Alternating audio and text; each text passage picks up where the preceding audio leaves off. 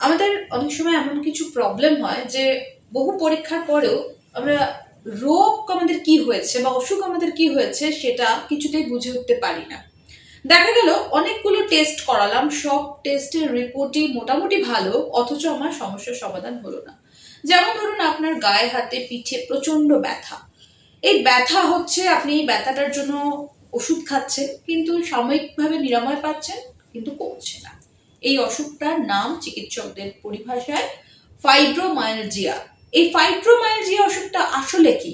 এটা কি শারীরিক না মানসিক? এই প্রচন্ড যন্ত্রণা থেকে আমরা কিভাবে মুক্তি পেতে পারি, এ বিষয় নিয়ে কথা বলতে আজকে আমাদের মধ্যে পেয়েছি বিশিষ্ট চিকিৎসক ডক্টর অর্ঘ্য চট্টোপাধ্যায়কে। স্যার নমস্কার, নমস্কার। প্রথমেই আপনাকে ইমেজ বেঙ্গল হেলথ কেয়ারে স্বাগত।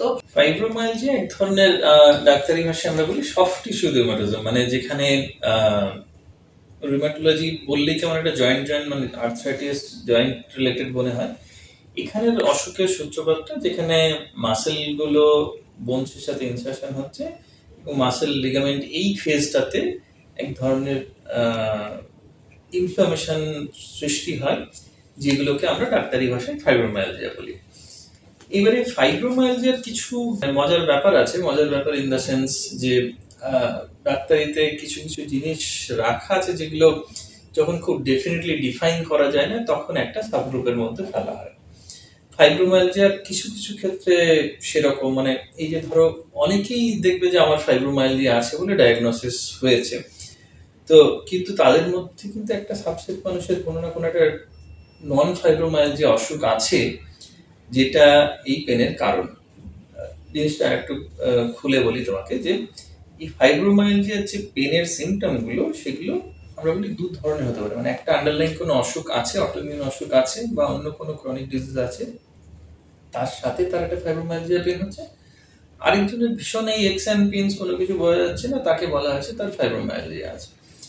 তো এই যে কোনো কিছু পাওয়া যাচ্ছে না সেই ব্যাপারটাকে আমরা প্রাইমারি ফাইব্রোমায়ালজিয়ার কথাটা আসছে, এবং সেখানে ডেফিনেটলি কোনো এই যে বললে কোনো টেস্ট করে কিছু পাওয়া যাচ্ছে না অথচ গা হাত পায়ে প্রচন্ড ব্যথা।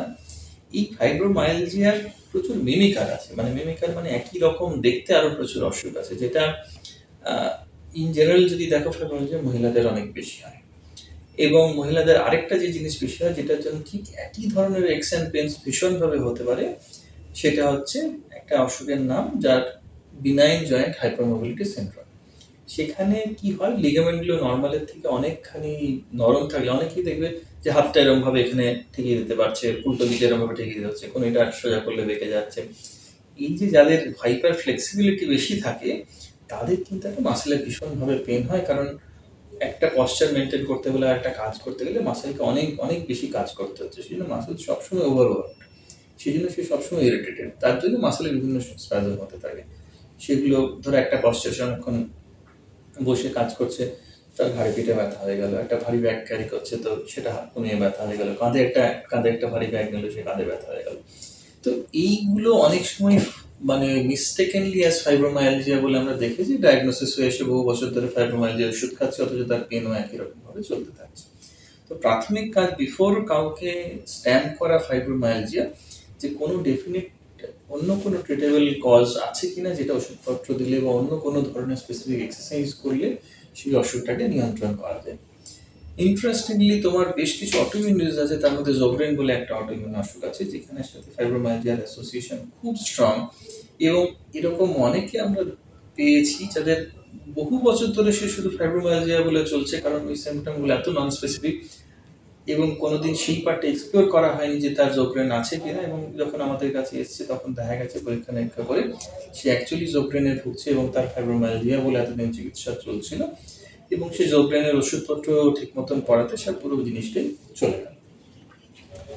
ফাইব্রোমায়ালজিয়া যদি আর অন্য কিছু না থাকে একদম পিওর ফাইব্রোমায়ালজিয়া হয় তাহলে সেই পার্টটা কিন্তু আমাদের ভীষণভাবে মেন্টাল স্ট্রেসের সাথে একটা কানেকশন থাকে, স্ট্রেস বাড়লে এই পেনগুলো বাড়ে। একটা একটা যে নিউরো কেমিক্যাল একটা পাথওয়ে আছে, মানে ব্রেনের যে একটা, ব্রেন অ্যাকচুয়ালি সবকিছু কন্ট্রোল করে, এই পেনের সিস্টেমটাকে যে কন্ট্রোল করছে, এই এক্সেসিভ স্ট্রেস হলে তখন তাদের দেখা যায় যখনই স্ট্রেসটা বাড়ছে তখন ফাইব্রোমায়ালজিয়ার পেনগুলো বাড়ছে। তারা সাধারণভাবে যাদের ফাইব্রোমায়ালজিয়া ভুগছে তারা সাধারণভাবে কোনো না কোনো স্ট্রেসে থাকছে, সেটা পারিবারিক হোক, সামাজিক হোক বা অফিসের হোক, মানে একটা তার অ্যাডিশনাল একটা ডিপ্রেশন বা কোনো না কোনো সাইকিয়াট্রির সমস্যায় তার অনেক সময় দেখা যাচ্ছে ইন অ্যাসোসিয়েশন থাকছে, এবং সেগুলো যখন ট্রিগার হচ্ছে তখন আবার ফাইব্রোমাইলজিয়ার পেনটাও ট্রিগার হচ্ছে। কিন্তু সেই পার্টগুলো সেই পার্টগুলো ট্রিটমেন্ট আছে, কিন্তু আমার কথা হচ্ছে ফাইব্রোমাইলজিয়ার যারা জানছেন যে আমার ফাইব্রোমাইলজিয়া আছে, তাদের আরেকবার করে চেক করে নেওয়া before stamping. Fibromyalgia is actually diagnosis by exclusion, মানে বাকি কিছু নেই, পেনটা এক্সপ্লেন হচ্ছে না, একটা এরকম নন স্পেসিফিক গোটা বডি জুড়ে পেন, তাকে আমরা ফাইব্রোমাইলজিয়া বলছি। তো সেইটাকে স্ট্যাম্প করার আগে বারবার কিন্তু প্রচুর অসুখ আছে যেগুলো এরকম ফাইব্রোমাইলজিয়ার মতো মিমিক করতে পারে, সেই পার্টটা এক্সপ্লোর করে নেওয়া ভীষণ জরুরি, কারণ সেগুলোর ট্রিটমেন্ট অনেক বেটার। আর নির্দিষ্ট করে ট্রিগার পয়েন্টটা না খুঁজে পেতে পারলে, তো তুমি বললো পেন, তুমি একটা পেনের ওষুধ দিলে, সেই পেনের ওষুধটা মানে কখনোই কিওর করতে পারবে না। তার যদি ধরো আন্ডারলাইন একটা ভীষণ ডিপ্রেশন আছে সেই ফাইব্রোমাইলজিয়ার কারণ হিসাবে, একেবারে। সেই ডিপ্রেশনটাকে কারেক্ট না করতে পারলে তুমি শুধু এই পেনের মেডিসিন দিয়ে ওকে কোনোভাবেই কারেক্ট করতে পারবে না। একদম। সে কিছু টেম্পোরারি রিলিফ পাবে, কিন্তু সেটাও কিছুদিন পরে তার সহ্য হয়ে যাবে। ডোজ বাড়াতে থাকলে তুমি ডোজ বাড়াচ্ছ, পেনের ইন্টেন্সিটিও বাড়ছে, কারণ ও তো কিছুদিন পর বডি সেটা হ্যাবিচুয়েট হয়, কারণ ওটা তো প্রাইমারি কজ না, ট্রিগারিং ফ্যাক্টর না। তুমি ট্রিগারটাকে সরাতে হবে ফাইব্রোমাইলজিয়াতে, ট্রিগারটা না সরাতে পারলে কোনোভাবেই ফাইব্রোমাইলজিয়া থেকে বেরোনো যাবে না।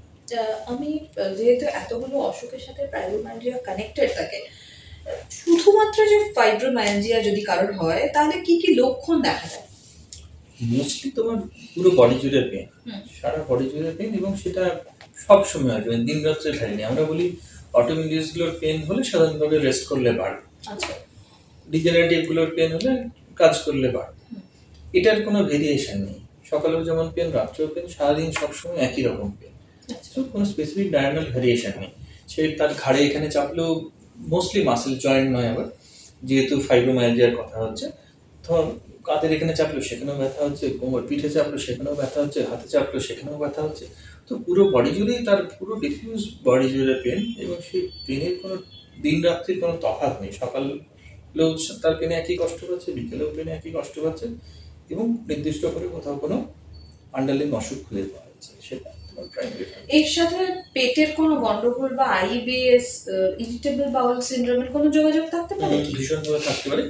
ইরিটেবল বাউল সিনড্রোমটাও কিন্তু আবার বুঝতে হবে তোমার সেই স্ট্রেস রিলেটেড, সেটাও ব্রেন গাট অ্যাক্সিস বলে একটা জিনিস হয়, যে ব্রেন থেকে যে কেমিক্যালগুলো এই ডাইজেস্টিভ সিস্টেমের কন্ট্রোল করে, সেই অ্যাক্সেসটা খারাপ হলে তোমার ইরিটেবল বাউল সিনড্রোম হচ্ছে।